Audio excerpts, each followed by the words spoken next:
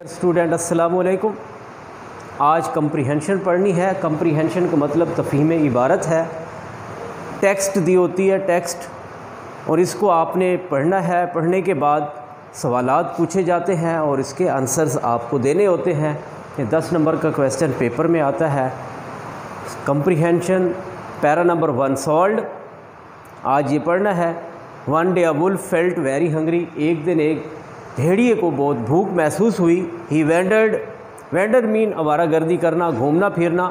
Hair and there, इधर उधर। इन search of food, खाने की तलाश में वो इधर उधर घूमा। But he could not find anything to eat, लेकिन उसे खाने को कुछ ना मिल सका।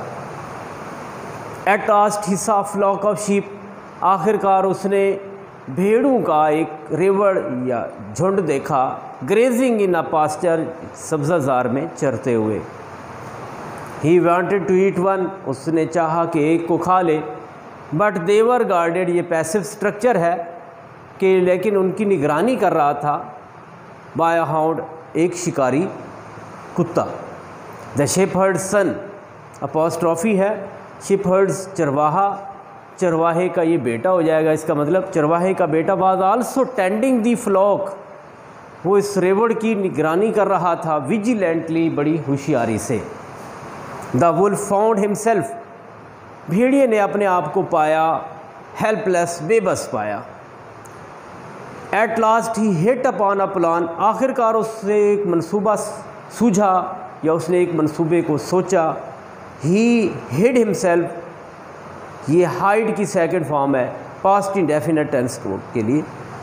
ही hid himself in the skin of a sheep, भेड़ की खाल में अपने आप को उसने छुपाया। And safely went into the flock, और रेवड़ में बाहिफाजत दाखिल हो गया।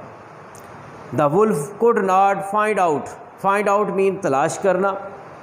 द वुल्फ, भेड़िए को इन डिस्गाइज, भेस में।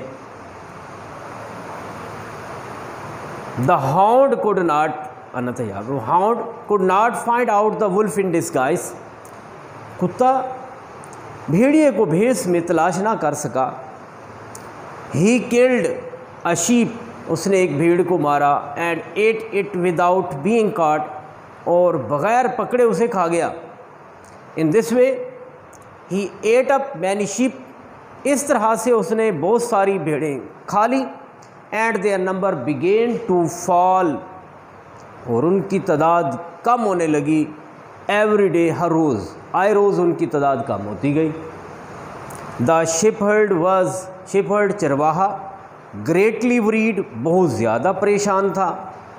But he could not find out the thief, लेकिन वो चोर को तलाश ना कर सका। ये टेक्स्ट है और आपने इसको समझ लिया। अब इसमें से जो इन्फॉर्मेशन दी हुई है, सवालात पूछे जाते हैं और उनके जवाबात देने होते हैं। ये क्वेश्चन दिए हुए हैं, साथ आंसर्स भी मैंने लिख दिए। क्वेश्चन नंबर 1 है, why did the wolf wander about. किसी भी सवाल का जवाब देते वक्त उसके टेंस और उसकी इन्फॉर्मेशन को अच्छी तरह समझना है।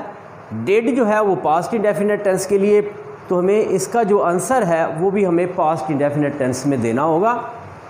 और इसमें जो चीज़ पूछी जा रही है टू दी पॉइंट बात करनी होती है, और ये अकॉर्डिंग टू दी टेक्स्ट है, यानी जो इबारत दी हुई है उसकी मुनासबत से उसका जवाब देना है कि भेड़िया क्यों आवारा फिर रहा था। The wolf wandered about in search of food, food खुराक की तलाश में फिर रहा था।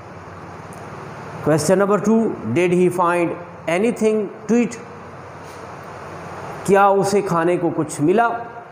No he did not find anything to eat, नहीं उसको खाने को कुछ ना मिला। Question number 3, why was the wolf helpless, helpless mean बेबस। Why was the wolf helpless, भेड़िया क्यों बेबस था। आंसर इसका द वुल्फ वॉज हेल्पलेस, भेड़िया बेबस था। एज, इसलिए कि the flock was guarded by a hound, उस रेवड़ की निगरानी एक कुत्ता कर रहा था। Question number 4, how did he get in to the flock, वो उस रेवड़ में दाखिल किस तरह हुआ। इसका answer he put on the skin of a sheep, उसने एक भेड़ की खाल पहन ली थी। पुट जो है यहाँ पे ये सेकंड फॉर्म में आ रहा है, ये इसकी सेकंड फॉर्म भी पुट है, फर्स्ट भी पुट। और and went in to the flock unchecked, और वो बग़ैर रोके रेवड़ में दाखिल हो गया। Question number 5, why was the shepherd worried? Shepherd चरवाहा क्यों परेशान था? द शेपहर्ड वाज वरीड, चरवाहा परेशान था, एज इसलिए कि the number of sheep began to fall every day, कि भेड़ों की तादाद हर रोज़ कम हो रही थी। क्वेश्चन नंबर 6 लास्ट है ही, did he find anything? Did he find out the thief? क्या उसने चोर को तलाश कर लिया था?